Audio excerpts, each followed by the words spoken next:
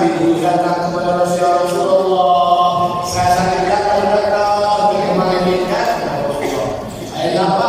Itu dari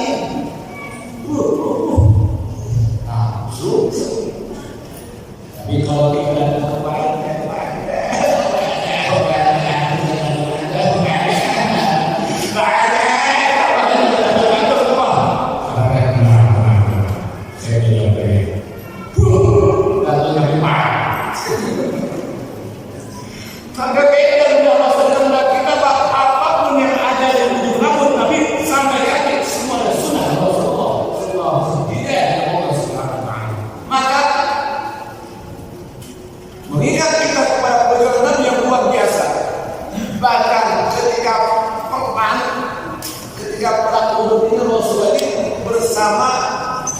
pamannya Hamzah bin Abi Thalib, seorang ahli Quran. Kemudian dalam tahun Rasul Quran, kemudian melihat pamannya sendiri dibunuh oleh Wahsy, seorang kafir Quraisy. Kemudian setelah dibunuh Hamzah, paman Rasulullah, dicobak-cabik perut dan badannya sampai Rasul menangis sedih. Pamannya sendiri dibunuh dan dihancurkan seluruh badannya. Ini pamannya dibunuh di depan Rasul. Akhirnya singkat cerita, Fatul Mullah sudah meninggal. Sudah banyak orang masyarakat Wahsy ini datang ke Rasulullah. Ya Rasulullah, saya tidak masuk Islam. Masya Allah. Apa Rasulullah? Beliau bersyaratnya masyarakat Nabi Rasulullah mau melihat wajahnya Wahsy, karena dia adalah yang telah membunuh pamannya Rasulullah. Maka tetap dia Islam, tapi Rasul pun tetap memaafkan kesalahannya. Berapa kali dia punya kesalahan, kemudian kita masih terus pas kalau terjebak, masya Allah, sampai keturunan. Wajah kalau dia repot, hancur dia. Gara-gara orang teman-teman dia, kami saya ini tidak apa, kalau sini, itu jalannya. Orang pintar, setidaknya orang pintar. Berarti kalau yang tidak ada orang pintar, berarti yang ada orang bodoh. Maka pada hari Bapak Ibu yang Allah Subhanahu wa Ta'ala, maka akhlak Rasulullah yang luar biasa. Berarti innaka la'ala khuluqin 'azim. Sesungguhnya dalam Rasul akhlak yang sangat mulia. Bahkan Rasulullah pernah bersabda, ada 4 perkara yang membuat hati manusia itu bahagia. Ibu-ibu kita bahagia, bapak kita bahagia. Kata Nabi, antakuna zaujatu shalihah, hendaknya menjadi pasangan suami yang soleh atau istri yang soleh. Ibu-ibu kesini datang kesini pamitan sama suami ibu. Amin. Amin. Berbahagia. Naik ini. Bawa satu. Kita selesai berapa bu? Buat gue. Saya kira juga di mana ibu kakak buat panas. Ini bertujuh asal tujuh kasih dia.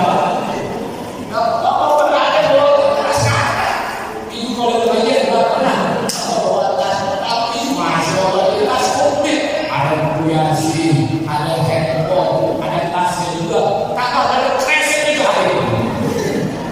Alhamdulillah, masih tidak ada salah. Maka kalau ibu dapat izin dari suami itu harus dengan Allah Subhanahu wa Ta'ala, suami akan bahagia. Meskipun tidak punya harta, tapi istri yang soleh, masya Allah, datang ke rumah kita seperti pengantin dahulu. Bunna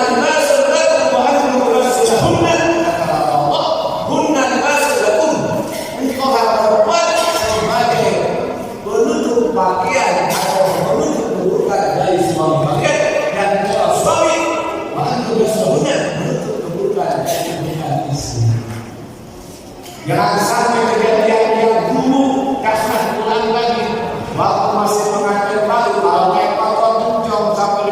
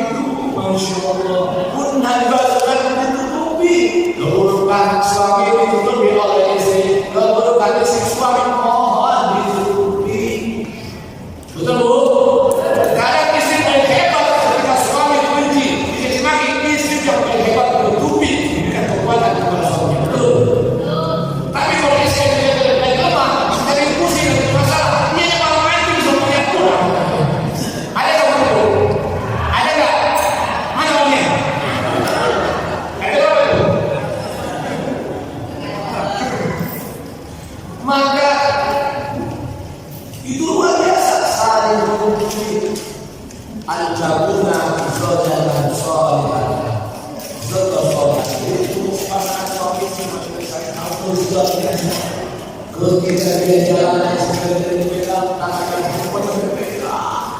Suami jalan ngomong apa jadi beda suaminya mahir mana pak kita keluar mana di Kubah atau di mana di Citraya atau Kota Siti mah di sana pegang terus tuh tahan di sini pegang terus sampai pegang sampai ada di sini. Nah, sengaja Pak, apa sih kadang-kadang karena dari sini itu pegang terus ya bahaya kalau saya masuk. Benar. Bapak Ibu Subhanahu wa taala pun dari sudah satu Allah hanya menunjukkan suami Allah ini makan udah kalau itu sudah kumpul di pos sudah kumpul di pos kumpul di pos RW masih ada di ngomongin tapi itu tadi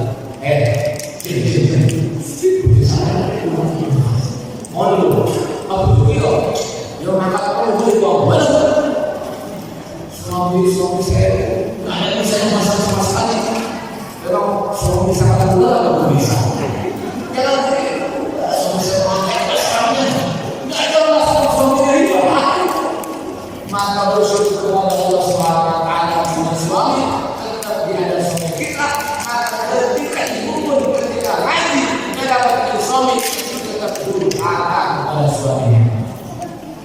Kalau ada itu dia suaminya masih haji tetap durhaka. Kenapa? Karena dapat ridho Allah Subhanahu wa taala. Nah, itu kira-kira berapa kali istighfar kepada suami? Berapa kali kepada suami? Nggak pernah.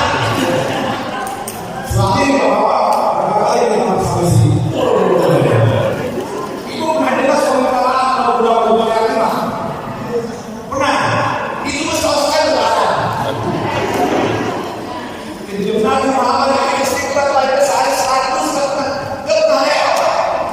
Masya Allah. Itu minta maaf istighfar dua jasa bahkan Nabi Adam alaihissalatu wassalam ketika membuat kesalahan diusir dari surga. Nabi Adam berada di dunia kemudian Siti Hawa di surga. Apa melakukan kesalahan hanya karena berbudi minta ampun kepada Allah. Kata ulama yang mengatakan 120 tahun Nabi Adam sujud terus minta ampun kepada Allah SWT karena satu kesalahan. Kalau itu bersuami berapa kali? Bersuami dari sini berapa kali bersalah? Sekali. Maka Nabi Adam pun saking sedihnya Nabi Adam tersiap-siap sampai keluar air mata sehingga terjadilah sebagaimana apa jalan air seperti sungai-sungai. Akhirnya Nabi Adam mengucapkan, ya Allah, Masya Allah. Bahasa kita mah, ya Allah, saya tawasul sambil ampun kepadamu melalui nama itu Nabi Muhammad SAW. Kata Allah, wahai Adam, dari mana kau tahu pada nama Muhammad? Itu siapa? Dari mana kau? Ya Allah, gak mungkin itu bukan nama-nama indah. Setiap nama yang ada samping kau ya Allah, itu adalah nama yang terbaik dan indah. Kan itu kan belum ada wahai Adam, wahai Adam. Tapi dia yakin itu adalah nama yang paling mulia dari akan bertanya, wahai Allah itu siapa? Itu Muhammad SAW. Itu adalah anak putu.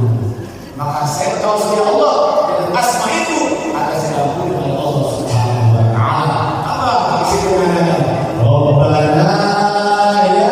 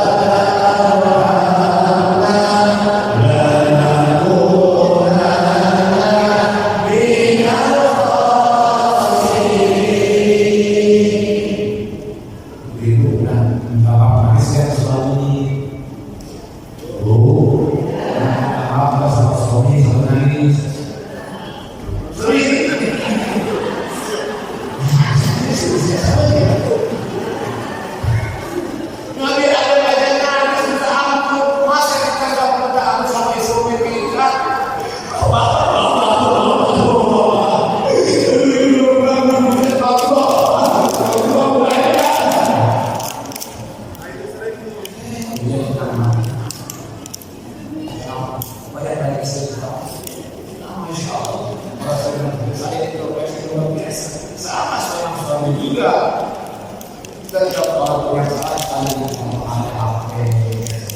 maka hunna libasun lakum wa antum libasun lahunna.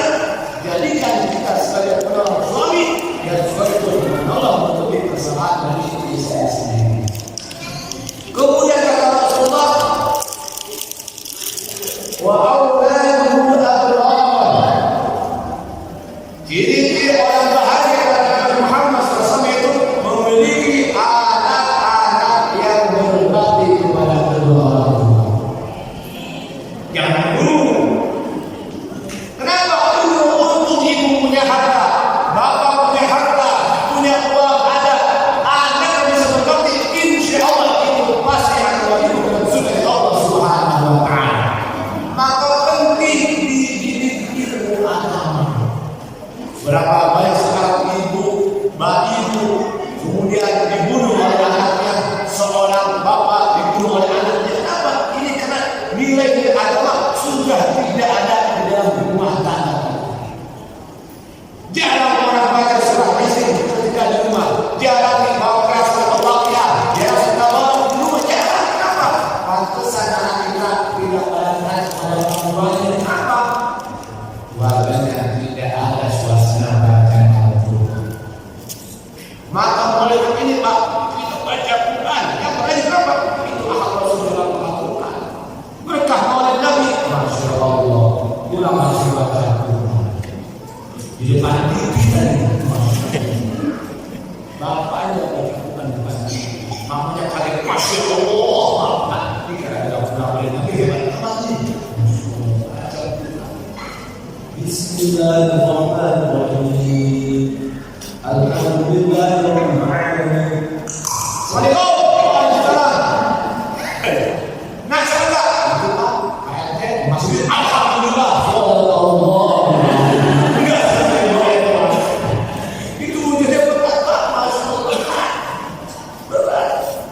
Maka ketika kita semua ini saya mensupport antara masalah urusan agama, insya Allah anak itu akan maka oleh jahilan maka terus amalu orang tua yang memiliki anak tetapi tidak memiliki agama, tidak paham agama, sampai dia mau kamukan, sampai dia berbuat zina, sampai berbuat maksiat semua kesalahan tersebut, maka seluruh dosa-dosanya diberikan kepada kedua orang tua. Alhamdulillah.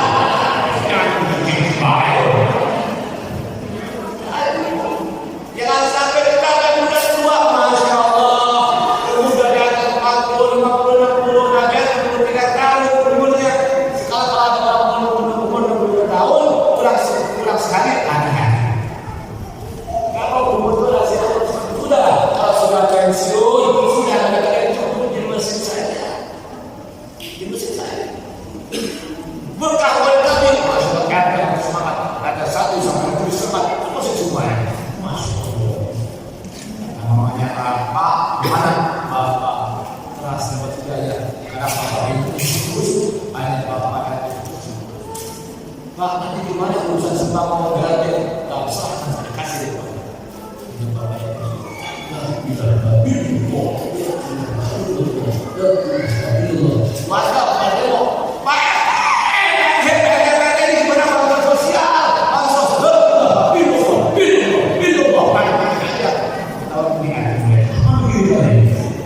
Akhirnya datang polisinya, Ibu, tolong tenangkan itu Pak RT, ini bantuan sosial di mana? Bantu semuanya Ibu.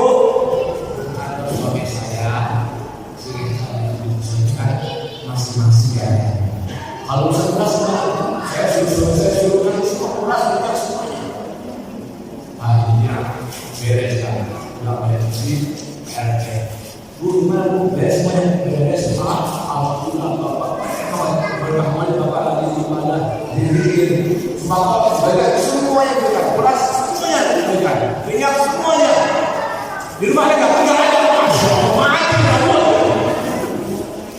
Maka Bapak yang Allah SWT, ketika kita memberi anak yang soleh, orang yang bodoh akan diangkat derajatnya oleh Allah Subhanahu Wa Taala. Yang berilau dari amal itu, wal dari utul ilmu diangkat derajatnya.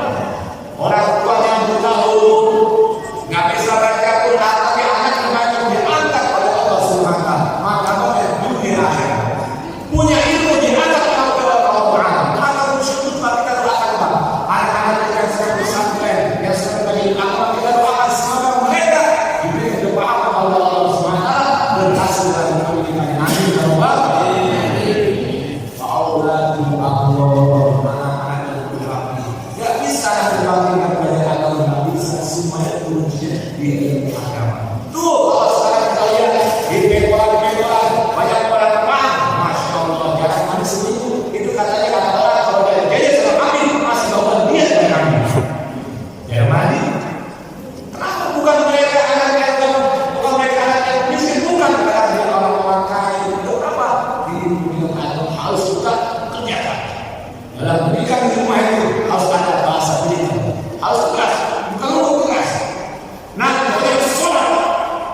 ini OS lah.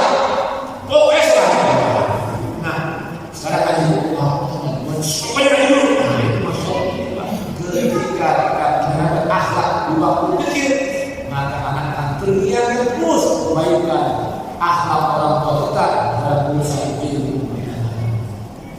Apabila Allah memiliki anak yang soleh dan soleh bermakna itu bagi yang luar biasa.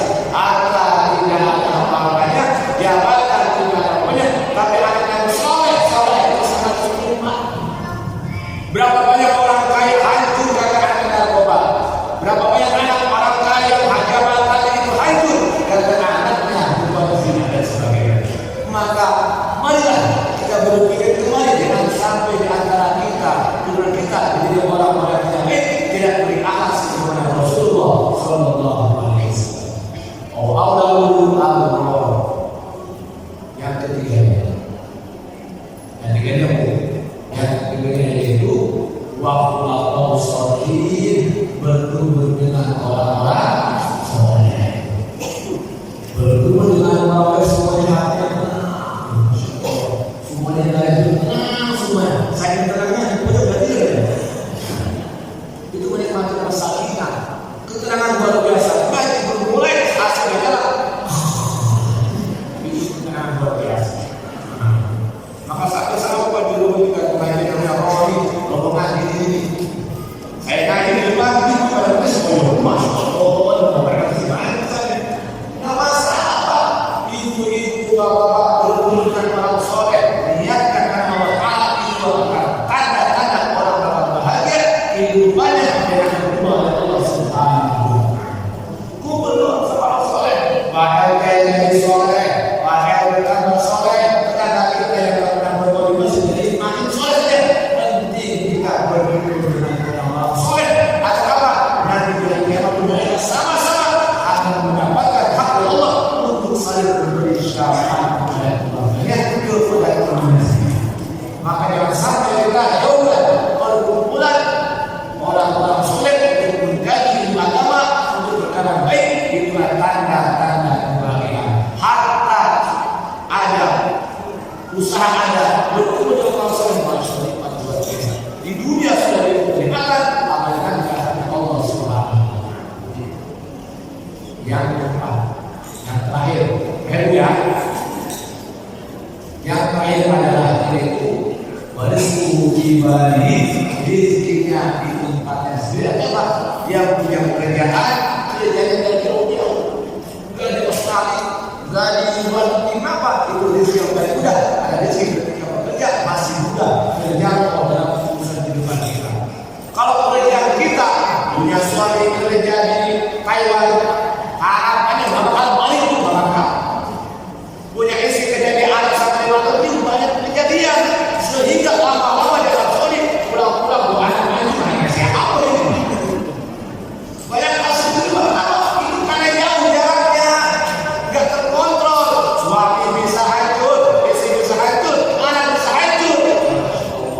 Maka musuh itu Bapak Ibu, kita punya kerjaan di tempat yang bisa terjangkau, tempat yang dekat, kalau apa-apa enak. Bapak lagi di rumah, tapi Pak ini lagi urus barang, ini lagi investasi, masuk ke Bapak, ini yang lagi bersama. Tapi kalau kerja jauh, masih juga timbul banyak fitnah, banyak selingkuh gara-gara mereka kerja jauh dari suami atau jauh dari istri. Maka bersyukur kepada Allah ketika suami kita selingkuhan rumah dan pekerjaannya, dan kita doakan terus semoga rezeki suami kita diberikan berkah oleh Allah Subhanahu wa taala dan dimudahkan oleh Allah Taala. Bapak yang berbahagia tidak banyak lebar dan silakan karena hari saya harus ke Singapura punya usaha tapi saya katakan dulu itu saja saya salah yang jelasnya sebelum nanti saya membuat video yang berdekat dan lalukian ibu yang dari itu ada banyak asam urat, asam pagi, asam lambung, kemudian sesak napas, sesak seru, kemudian batu atau terus kita sama berdoa sebelum